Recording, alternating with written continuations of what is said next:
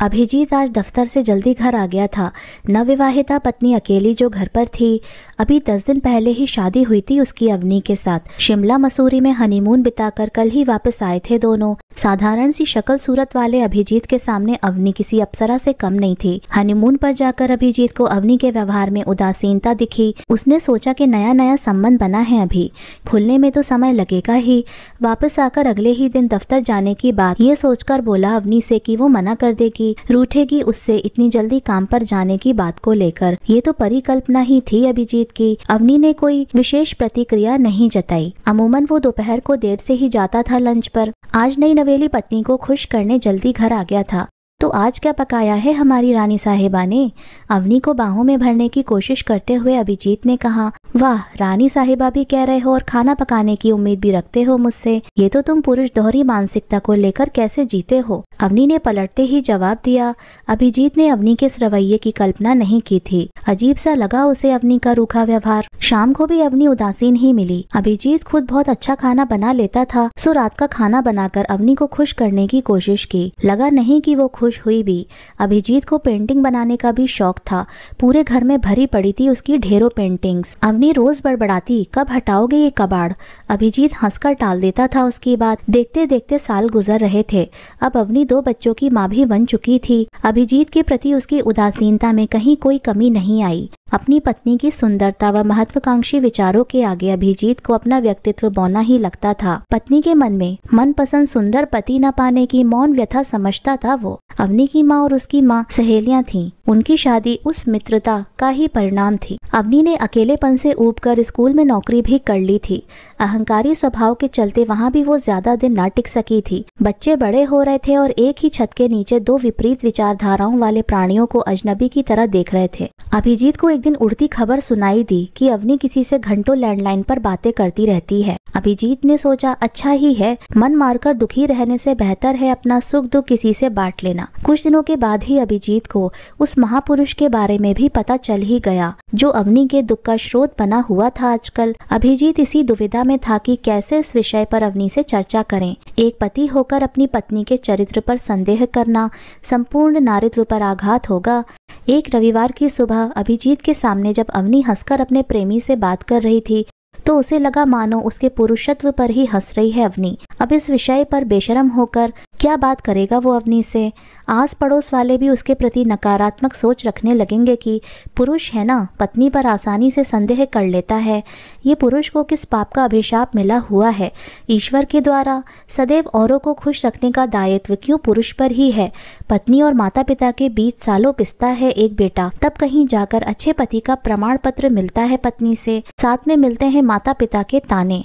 बच्चों के लिए माँ तो ममता की देवी बन जाती है, पर पिता बन जाता है असुर। ये विडंबना पुरुषों के साथ ही क्यों होती है? पराए घर से आई एक लड़की को मन प्राण से अपनाकर भी यदि उलाहना ही मिले तो धिक्कार है पुरुष होने पर।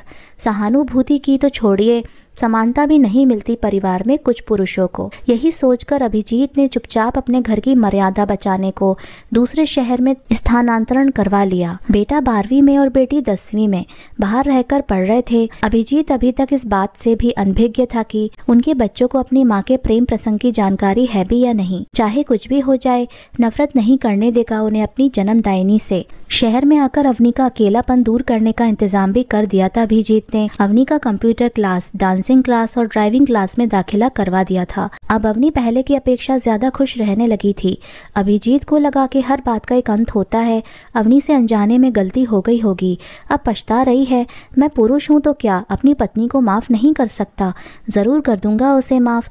आखिर मेरे बच्चों की माँ है वो, मेरा पहला और अंतिम प्रेम है वो। हाँ, आज जाकर उसे बाहर ले जाऊंगा, साथ में घूमेंगे, तभी उसके मन से पुरानी यादों का कफन हटा दूंगा सदा के लिए। चहकते हुए जैसे ही घर के दरवाजे पर पहुंचा, अवनी की दबी दबी आवाज सुनाई दी। सच, ये क्या बोल रहे हो तुम? हम एक हो जाएंगे? ओह समीर, तुमने मुझे घुट घुट कर मरने से बचा लिया। इस आदमी के साथ मैंने कैसे इतने साल गुजारे हैं मैं ही जानती हूँ। एक नंबर का नीरस और निष्प्राण इंसान है ये। इसे ये भी नहीं पता कि सुंदर औरत को कैसे खुश रखा जाता है। प्रेम करना तो इसे तुमसे सीखना चाहिए। क्या अगले हफ्ते ही? ओह अच्छा, तुम उसकी परवाह मत करो, मैं बात कर लूंगी उनसे भी। नहीं नहीं, मेरी तरफ से कोई आनाकानी नहीं होगी। देख लिया ना तुमने घर? हाँ चलो रखती हूँ, सब तय करके फिर तुम्हें बताती हूँ। अभिजीत की गर्दन की नसें तन गईं, कान के पीछे से पसीना चूने लगा, पूरा बदन गर्म भट्टी सा तप रहा था। उसे अपने कानों पर विश्वास ही नहीं हो रहा था। अपनी घुट रही है इतने सालों से उसके साथ, इतनी तंग आ गई है कि अब उसे और बच्चों को छोड़कर उस आदमी के साथ रहने की सोच रही है।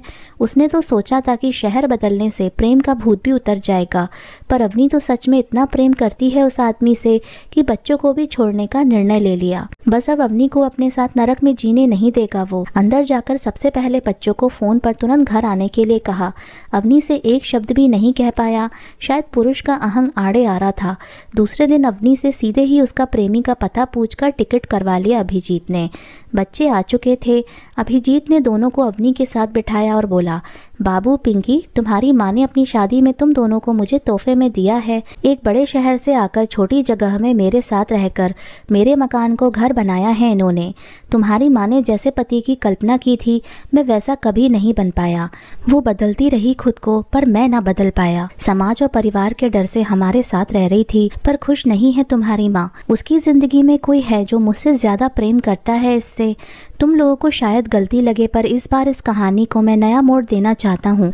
तुम्हारी मर्जी से तुम हम दोनों में से किसी के भी साथ रह सकते हो। मैं कानूनी कार्रवाई करके तुम्हारी माँ का अपमान नहीं करना चाहता, और तुम लोगों से भी यही आशा करता हूँ।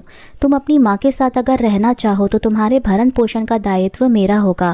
मैं तुम्हारे सामने किसी एक को चुन लेने का अवसर देता हूँ। अवनी को भी इस बात का अंदाजा ना था कि अभिजीत इतनी दृढ़ता से अपना पक्ष रख पाएगा।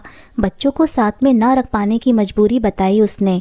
बच्चों ने अभिजीत के साथ रहना ही स्वीकार किया। उस रात शारदा कॉलोनी में 2 ऑटो आए।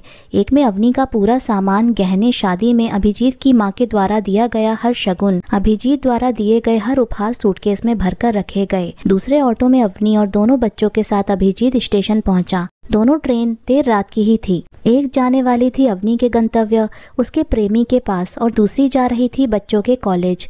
अभिजीत कहीं नहीं जा रहा था, वो कहाँ जा सकता था। दोनों ट्रेनों को विदा करके जब अभिजीत घर पहुंचा, सुबह के 4 बज रहे थे। अपने लिए लेमन टी बनाकर अपने लगाए गमलों के पास बालकनी में खड़े होकर अभिजीत बोल रहा था खुद से ही, मैंने ठीक किया ना? पुरुष हूँ इसका मतलब ये तो नहीं। यही वचन तो लिया था सप्तपदी के समय, हर सुख दुख में पत्नी का साथ दूंगा। मैंने अपना वचन निभाया है। इस अभिशप्त पुरुषत्व की आड़ में 2 लोगों का साथ रहना दुनिया को दिया जाने वाला सबसे घिनौना धोखा होता। वो जहाँ भी रहे खुश रहे। आज अभिजीत के हाथ में बेटी की शादी का कार्ड है। अभी अभी चक्कर आया है। अवनी होती तो कितना खुश होती, पर बेटी नहीं चाहती कि वो आए। बेटा भी माँ को बुलाने के पक्ष में नहीं था। अभिजीत ने 8 साल में पहली बार बच्चों से छिपकर अवनी को खुशखबरी दे ही दी। बेटी की शादी की। पुरुष है ना वो, एक अभिशप्त पुरुष। तो दोस्तों, आज की कहानी आपको कैसी लगी हमें कमेंट करके ज़रूर बताइएगा। मिलते हैं आपसे अगली कहानी में। आपका बहुत बहुत धन्यवाद।